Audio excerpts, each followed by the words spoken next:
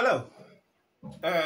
In our subgroup, somebody asked me to talk about comprehension passage, about how to answer questions from comprehension passages.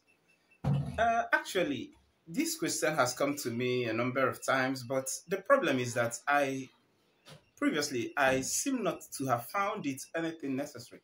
I seem not to have found any necessity in talking about comprehension passages because I don't see it as something that should confuse students or rather learners of English language.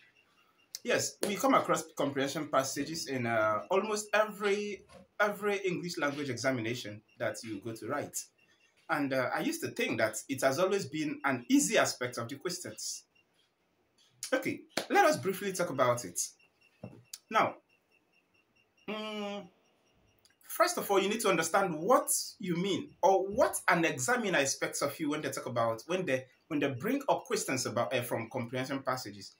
The name comprehension, what does it mean? Now, whoever is examining you, I'm talking about comprehension passage now. Whoever is examining you is expecting you to prove to them that you understand when you are spoken to. This is why there are areas where you hear something about listening comprehension and you hear reading comprehension. If you talk about listening comprehension, this is an area where maybe you listen to some voice notes, maybe you listen to some voice records, maybe you listen to somebody speak, and at the end of it, you are asked some questions which you are expected to answer. Asking you these questions, this person expects you to prove to them that you understood, that you heard, and you understood everything that they said whilst at the time that they were speaking. This is what you mean by listening comprehension. Now, the one we meet in English language examination, this is the reading comprehension, where you're expected to read a particular passage after which you answer questions, meaning that the person examining you expects you to prove to them that you actually understood what you read. This is what it means. Now, there are few reasons students fail in attempting questions from comprehension passages. Now, one of them is this. Inability to understand what the passage says. That is one. This is why I would always tell my students that the moment you pick up that question paper containing the passage, what is the first thing you do? Now, it might take time, but go read the questions. When you meet a comprehension passage, read the questions first. You are reading the question without having any knowledge of what the passage says. Read the questions, then go and begin to read the passage. As you are reading the passage, that is after you've read the questions, as you begin to read the passage, the answers, whenever you come across any of them, will dawn before you rather. Now, and when you begin to give out the answers, listen. Do not start any answer with because. Our teachers told us this while we were in secondary school, but we didn't understand it. Now, the reason is this. When you begin an answer with because, when you begin your answer with because, that's the expression that you drop there will no longer be a sentence. You find out that you ended up dropping maybe a phrase or maybe a dependent clause. Whichever one that you drop there, it is not a sentence. Therefore, it cannot go for an answer. Any examiner that comes across this will wrong it. Will consider it as a wrong answer because you did not give a sentence. What you gave there is not a sentence. And if it is not a sentence, it cannot be a clear answer. Imagine a time when you have something like, maybe in the passage, you have something like, Jack did not tell anyone what happened because he was warned to keep it a secret. Maybe this is a portion, this is a part of that comprehension passage. Jack did not tell anyone what happened because he was warned to keep it a secret. And then in the question, somebody asks, the examiner asks you,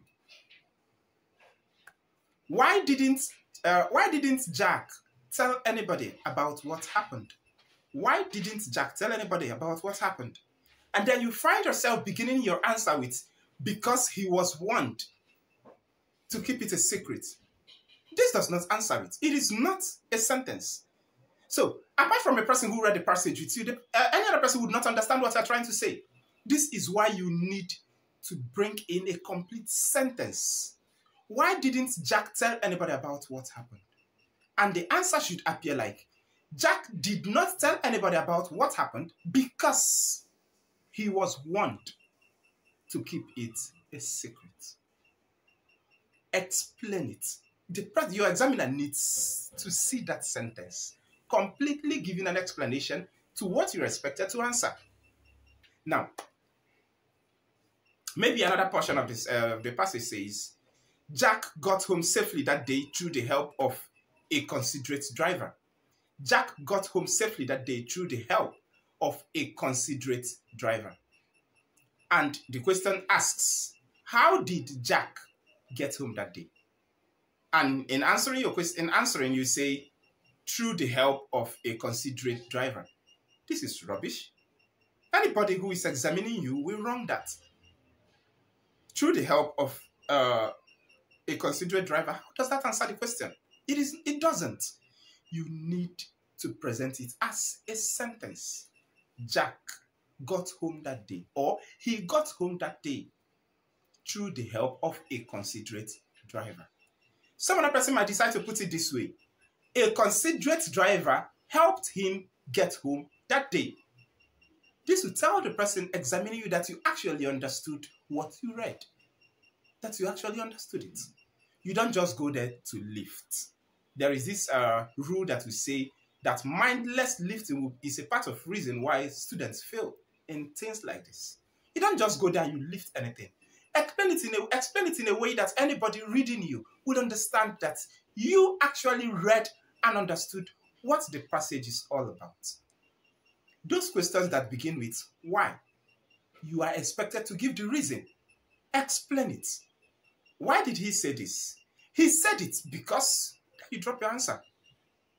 What did Jack tell the people in the house when he got there? Jack told the people in the house that. You drop your answer. And maybe your question asks, how did it happen? How did it all start? And you begin with, it all started when. This is how you answer comprehension passages. I don't know if this answers the question that this person asked me. Remember, invite other JAMB candidates, as very soon we will be. In fact, invite other JAMB candidates. Any of them that comes into the WhatsApp group, you feel free to ask your questions. Questions are being asked there and they are being answered. I am not the only teacher there. There is another English teacher in the person of Ezine Talks. So get there, feel free, ask your questions. Somebody definitely will be there to attend to you. I remember telling the JAMB candidates that if you're writing any of English language, literature, or government, feel free. Join the WhatsApp group, ask your questions. It is absolutely free. Somebody will be there to attend to you. Please keep sharing our videos. Keep inviting others.